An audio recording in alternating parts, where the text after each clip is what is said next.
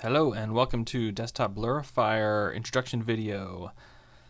Desktop Blurrifier is a simple application that lets you blur your desktop image and colorize it and make some other adjustments so you can see the icons that are on your desktop a lot easier.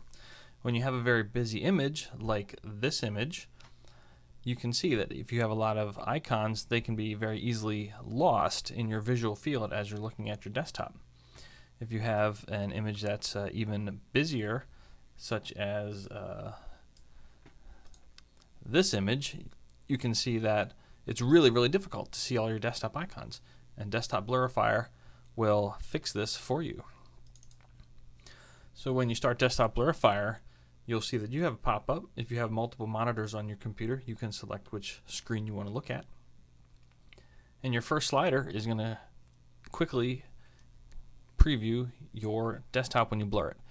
So you'll get a live preview on your desktop, and you'll have a window over top of that which will show you that you're getting the preview and not the actual image just yet. And as you drag your slider, your desktop is blurred, and you can see how much easier it is to see all of your icons on your desktop. Now you can easily focus on what you want to get done and what's on your desktop instead of having things get lost by having this image be too sharp and too busy. You can do some other image adjustments with Desktop Blurrifier. You can increase the saturation or decrease it to be kind of grayscale. You can adjust the exposure of the image, which is kind of like contrast or brightness. You can colorize the image to be just a solid color using your color pop-up. You can make it just a single solid color like that. Desktop Blurrifier will also let you use some EPS and PDF graphic images. So if you have a graphic like a logo, which I have here, picture this Firebird from 1977 Pontiac Trans Am, you can drag that in and you'll be able to set a background color for your picture and then also blur your image.